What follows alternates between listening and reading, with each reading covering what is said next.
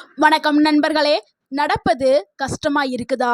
காலையில எழுந்த உடனே கால்வலி, இரவுல நரம்பு பிடிச்சு தூக்கம் கெடுதா? இது ஒரு சாதாரண விஷயம் இல்லைங்க. இது உங்க உடம்பு காட்டக்கூடிய ஒரு சிக்னல் தாங்க. ஆனா நீங்க கவலைப்பட வேண்டாம். இன்னைக்கு நம்ம பார்க்க போற ஒரு அதிசய கஞ்சி ரகசியத்தை தான் பார்க்க போறோம். ஸோ இந்த ஒரு கஞ்சி உங்களுடைய உடல்ல பல மடங்கு ஆரோக்கியமாக வச்சிருக்கும். உங்களுடைய கால்வலி, கைவலி, உடல் முழுக்க இருக்கக்கூடிய எல்லா வலிகளையுமே போக்கக்கூடிய ஒரு கஞ்சியை தான் நம்ம பார்க்க போறோம். நம்மளுடைய முன்னோர்கள் பயன்படுத்தின ஒரு கஞ்சி வகை தான். திருப்பி நம்ம அதை ஞாபகத்துல வச்சு மறுபடியும் நம்ம இதை ப்ரிப்பேர் பண்ணி நம்ம சாப்பிட போறோம். ஸோ அதுக்கு முன்னாடி இந்த வீடியோவை ஃபுல்லா ஸ்கிப் பண்ணாம ஃபுல்லா பாருங்க. கண்டிப்பா உங்களுடைய ஆரோக்கியம் கூட செய்யும். நீங்க யாராவது கால்வலி வர்றதற்கான காரணங்களை பற்றி யோசிச்சது உண்டா?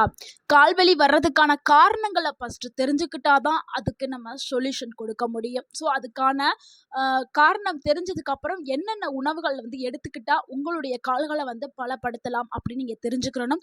ஸோ அதுக்காக தான் அது கால்வலி வர்றதற்கான காரணங்களை நீங்க தெரிஞ்சுக்கணும். ஸோ அந்த காரணம் நான் சொல்றேன். முதலாவது, உடல்ல கால்சியம் சத்து குறைவா இருக்கிறதுனால கால்வலி ஏற்படும். ஏன்னா கால்சியம்ங்கிறது ரொம்ப ரொம்ப முக்கியமான ஒரு ஊட்டச்சத்தா இருக்குது.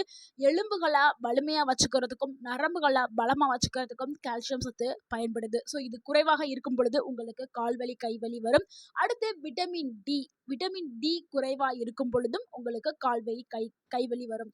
ஸோ கால்சியம், விட்டமின் டியும் ரொம்ப ரொம்ப முக்கியமான ஒரு ஊட்டச்சத்தா இருக்கு. நம்மளுடைய உடலை ஆரோக்கியமா வச்சுக்கிறதுக்கு இந்த 2 ஊட்டச்சத்துக்கள் ரொம்ப ரொம்ப முக்கியம். ஸோ அதாவது கால்சியத்தை உறிஞ்சுறதுக்கும் விட்டமின் டி கண்டிப்பா வேணும். விட்டமின் டி எல்லா உணவுகள்லையுமே இருக்காது. ஆனா கால்சியம் சில உணவுகள் அதிகமாவே இருக்குது. விட்டமின் டி நம்ம ஒரு சில உணவுகள்ல தான் இருக்குது. முக்கியமா சூரிய ஒளியில விட்டமின் டி கிடைக்கும். அதனாலதான் நம்ம எப்பொழுதுமே சூரிய வெளிச்சத்துல ஒரு 10 நிமிடம் நில்லுங்க அப்படின்னு நம்ம சொல்றோம். ஸோ விட்டமின் டி நம்மளுக்கு ஃப்ரீயா சூரிய ஒளியிலிருந்து கிடைக்குது. அடுத்து நிறைய உணவுகள் அப்படின்னு பார்க்கும் பொழுது மஷ்ரூம், அதாவது காளான், முட்டையோட மஞ்சக்கரு, இந்த மாதிரியான சில உணவுகள்ல தான் விட்டமின் டி இருக்குது. விட்டமின் டி எல்லா உணவுகளையுமே இருக்காது. ஸோ அதை தெரிஞ்சு நீங்க அந்த உணவுகளை எடுத்துக்கிறதும். அடுத்து, நரம்புகள் பலவீனமா இருக்கிறதுனால கால் கை வலி ஏற்படும். வயது அதிகரிப்புனால எல்லாரும் என்ன நினைக்கிறாங்கன்னா 60 வயசுக்கு மேல வயதாயிருச்சு அதனால கை கால் வலி ஏற்படுது அப்படின்னு நினைக்கிறீங்க. ஏன்னா உங்களுக்கு வயது அதிகம் ஆக ஆக இந்த கால்சியம், விட்டமின் டி இதெல்லாமே உடல்ல தானாகவே குறைய ஆரம்பிச்சிடும். அதனாலதான் உங்களுக்கு கை கால் வலி அங்கு ஏற்படுது. அடுத்து வேலை சுமை அதிகமா இருக்கிறதுனால காரணத்தினாலையும் நல்ல ஹெல்த்தியா இருப்பாங்க. ஆனா வேலை நிறைய பார்த்துட்டே இருப்பாங்க. ஸோ அதனால கை கால் வலி ஏற்படும். அடுத்து ஒரு முக்கியமான காரணம் என்னன்னா தூக்கமின்மை பிரச்சனை. இது இப்ப பொதுவாக எல்லாருமே சந்தித்து வரக்கூடிய ஒரு மிகப்பெரிய பிரச்சனையா இருக்கு. அது முக்கியமா வயதானவர்கள். அதாவது நைட் டைம்ல ஒரு டைம் முழிச்சிட்டாங்கன்னா அடுத்து திருப்ப தூக்கமே வராது. ஸோ இந்த தூக்கமின்மை பிரச்சனையினாலையும் கை கால் வலி வரும். ஸோ எல்லாமே ரொம்ப முக்கியம். ஸோ இந்த காரணங்கள்னால தான் உங்களுக்கு நடக்க முடியாமல் போகுது, மூட்டுகள்ல சத்தம் வருது, காலையில எந்திரிக்க முடியாம போகுது, நரம்புகள் எல்லாமே பிடிக்க ஆரம்பிக்குது. ஸோ இதுக்கான தீர்வை இதுக்கான தீர்வை தான் நம்ம வீடியோல பார்க்க போறோம். உணவே மருந்து தாங்க. உணவு தான் உங்களுக்கு மருந்து. உணவுகளை நீங்க சரியான முறையில் எடுத்துக்கிட்டீங்கன்னா அதுவே உங்களுக்கு மருந்தாக செயல்படும். இதுக்காக நீங்க எவ்வளவு செலவு பண்ணியிருப்பீங்க, எவ்வளவோ ஹாஸ்பிட்டலுக்கு மருந்து, மாத்திரை, ஊசி, அது நிறைய செலவு பண்ணியிருப்பீங்க. கை கால் வலி வலிக்குது, உடம்பு வலிக்குதுன்னு. ஆனா எதுவுமே சரியா இருக்காது. அப்போதைக்குன்னு வலி நின்றுக்கும், தற்காலிகமாக மட்டுமே வலி நின்றுக்கும். திருப்பி திருப்பி வலி வந்துக்கிட்டே இருக்கும். ஆனா நீங்க உணவுகள் மூலியம் சரி பண்ணிட்டீங்கன்னா அது சரியாயிரும், திருப்பி வராது. ஆனா இதுக்கு கொஞ்சம் டைம் எடுக்கும் தான். உடனே ரிசல்ட் கிடைக்காது, கொஞ்சம் டைம் எடுக்கும். ஸோ நம்ம வீட்டில் இருக்கக்கூடிய சாதாரண பொருட்களை தான் இந்த ஒரு சக்தி வாய்ந்த கஞ்சி நம்ம ரெடி பண்ண போறோம். ஸோ நீங்க எல்லாருமே வீட்டில் வச்சிருக்கக்கூடிய அரிசி தான் பச்சரிசி வச்சிருப்பீங்க. பச்சை அரிசியில நிறைய சத்துக்கள் இருக்குது. ஸோ பச்சரிசியில கஞ்சி. அது கூட என்னன்னா, ஸோ பச்சரிசியை நல்லா வேக விட்டு அது கூட சிறிதளவு உப்பு சேர்த்து நல்லாவே வேக வைங்க.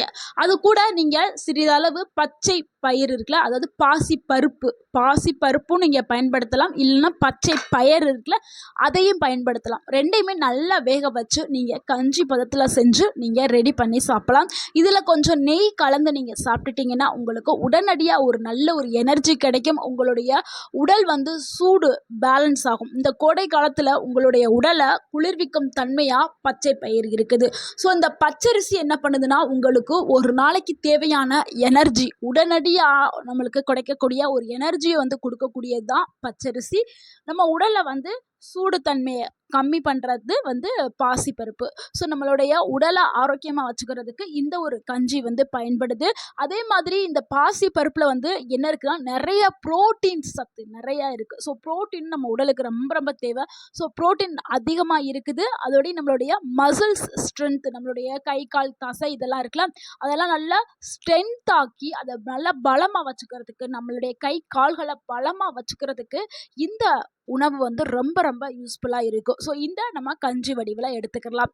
அடுத்து நம்ம பார்க்க போகிறது என்னென்னா இந்த கஞ்சி தான் உளுந்தங்கஞ்சி. நிறைய பேர் கேள்விப்பட்டிருப்பீங்க. நம்மளுடைய முன்னோர்கள் வந்து இதைத்தான் அடிக்கடி பயன்படுத்துவாங்க.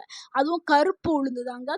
கருப்பு உளுந்து கஞ்சிங்கிறது ரொம்ப ரொம்ப ஃபேமஸான ஒரு கஞ்சி. இதில் வந்து நம்ம அப்படியே கருப்பு உளுந்து தான் சேர்க்கணும். ஸோ இந்த தோல் நீக்கி அந்த கருப்பெல்லாம் நீக்கிட்டு வெறும் வெள்ளை உளுந்து இருக்குல்ல, இட்லி தோசைக்கு யூஸ் பண்ணுவீங்களா, அந்த உளுந்து வந்து எடுத்துக்க விடாது. அந்த தோலில் தான் நிறைய சத்துக்கள் இருக்குது. அந்த கருப்பு உளுந்தாவே நீங்கள் எடுத்துக்கிறணும். இதில் நிறைய கால்சியம் இருக்குது. ஸோ கால்சியம் சத்து எதில் இருக்குது? கருப்பு உளுந்துல இருக்குது. ஸோ நம்மளுடைய முழுக்க முழுக்க நம்மளுடைய கையும் கால்களும் பலமாக இருக்கணும், நல்லா ஓடி ஆடி இருக்கணும் அப்படின்னா கண்டிப்பாக நீங்கள் வாரத்துக்கு ஒரு முறையாவது நீங்கள் கருப்பு உளுந்து களியோ இல்லை கருப்புளுந்து கஞ்சியோ ரெண்டில் ஏதோ ஒன்று, ஆனால் உளுந்து சேர்த்து நீங்கள் எடுத்துக்கிறீங்க. அந்த கருப்பு உளுந்து கஞ்சி எப்படி பண்ணணும்னா, கருப்பு உளுந்து கொஞ்சோண்டு பச்சரிசி சேர்த்துட்டு நல்லாவே நீங்கள் வேக விட்டு அதில் வந்து நீங்கள் இனிப்புக்கு வெல்லம் இதெல்லாம் சேர்த்துக்கலாம். ஸோ வெல்லம் சேர்த்துக்கிறதாலும் சேர்த்துக்கலாம், இல்லை உப்பு போட்டு நீங்கள் சமைச்சு சாப்பிட்றா இருந்தாலும் சாப்பிடலாம். ஸோ உங்களுடைய டேஸ்ட்டுக்கு ஏற்ற விருப்பம் தான். ஸோ இதில் வந்து என்னென்னா நிறைய கால்சியம் சத்து நிறைஞ்சிருக்கனால உங்களுடைய எலும்பு வலிமையை அதிகரிக்கிறதுக்கு இந்த கருப்பு உளுந்து கஞ்சி வந்து பயன்படுது. அதே மாதிரி பருப்பு வகைகளில் வச்சும் கடலை பருப்பு, துவரம் பருப்பு இதை வச்சுமே நம்ம கஞ்சி ரெடி பண்ணி சாப்பிடலாம். இதுலேயும் கொஞ்சம் பச்சை அரிசி வந்து சேர்த்துட்டு நம்ம கடலை பருப்போ இல்லை துவரம் பருப்போ ஏதாவது ஒன்று சேர்த்துட்டு அதில் வந்து சிறிதளவு வந்து நெய் சேர்த்துட்டு பெருங்காயம் சேர்த்து நீங்கள் சாப்பிடுங்க. உங்களுடைய ஜாயிண்ட் பெயின் வந்து நல்லாவே குறையும். உங்களுக்கு ஒரு நல்ல செரிமான தன்மையும் ஏற்படும். ஸோ இந்த மாதிரி நீங்கள் பயன்படுத்தலாம். அடுத்து பார்க்கக்கூடிய ஒரு கஞ்சி என்னன்னா ராகி ப்ளஸ் கருப்பு உளுந்து தாங்க. அது என்ன ராகி அப்படின்னு நீங்கள் கேட்கலாம். கேழ்வரகு தாங்க.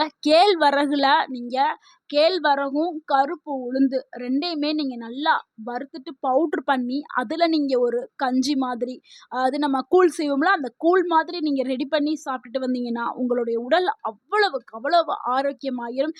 நீங்கள் இதை வாரத்துக்கு ஒரு முறை எடுத்தாவே போதும். இந்த ராகி கருப்பு உளுந்து ரெண்டும் ஒரு ஸோ இந்த ரெண்டு பொருளுமே நல்ல ஒரு ஊட்டச்சத்துக்களாக கொண்டது. ஸோ இதை ரெண்டையும் நீங்கள் எடுத்துக்கிட்டிங்கன்னா உங்களுடைய கை கால் வலி எல்லாம் சரியாயிரும்.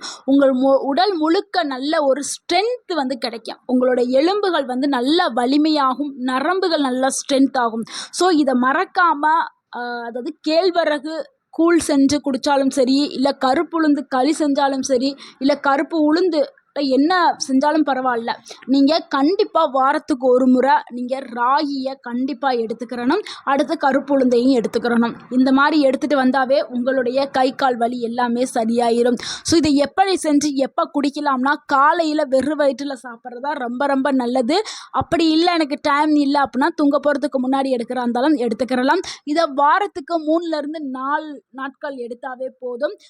டெய்லி எடுக்கணும்னு அவசியம் இல்லை. வாரத்தில் 3 இல்லை 4 நாள் எடுத்தால் போதும். இல்லை என்னால் வேலை ஒர்க்கு என்னால் செய்ய முடியாது அப்படிங்கிறவங்க அட்லீஸ்ட் வாரத்துக்கு ஒரு முறை சாப்பிட்டால் கூட போதும். நல்ல பலனை கொடுக்கக்கூடியது. யாரெல்லாம் இதை கண்டிப்பாக எடுக்கணும்னா 40 வயது அடைந்த ஆண்கள் பெண்கள் எல்லாருமே எடுத்துக்கிறணும். ஏன்னா அவங்க உடலில் ஊட்டச்சத்துக்கள் குறைபாடு ஏற்படும். ஸோ கண்டிப்பாக இந்த ஒரு கஞ்சியை எடுத்துக்கிறணும். அடுத்து பெண்கள் முக்கியமாக எடுத்தே ஆகணுங்க. அடுத்து வந்து சீனியர் சிட்டிசன்ஸ், அதாவது வயதானவர்கள் கண்டிப்பாக எடுத்துக்கிறணும். அடுத்து ஜாயிண்ட் பெயின் உள்ளவர்கள், கை வலி கால் வலி இருக்கிறவங்க எல்லாருமே கண்டிப்பாக எடுத்துக்கிறணும். இவங்கெல்லாம் எடுத்துக்கிட்டால் நல்ல ஒரு ரிசல்ட் வந்து கிடைக்கும். இந்த ஒரு கஞ்சி உங்களுக்கு மருந்து மாதிரி வேலை செய்யும். ஆனால் எந்த ஒரு பக்க விளைவையும் ஏற்படுத்தாது. ஸோ உணவே மருந்து. உணவுகளை நீங்க சரியான முறையில சரியா செஞ்சு எடுத்துக்கிட்டீங்கன்னா அதுவே உங்க உடலுக்கு மருந்தாக வேலை செய்யும். இந்த வீடியோ உங்களுக்கு பயனுள்ளதா இருந்திருந்தா இந்த வீடியோக்கு ஒரு லைக் பண்ணுங்க. இந்த வீடியோவை உங்களுடைய ஃப்ரெண்ட்ஸ் அண்ட் ஃபேமிலிக்கு ஷேர் பண்ணுங்க. மறக்காம எங்க சேனலை சப்ஸ்கிரைப் பண்ணுங்க, சப்போர்ட் பண்ணுங்க, கமெண்ட் பண்ணுங்க. தேங்க்யூ ஃபார் வாட்சிங்.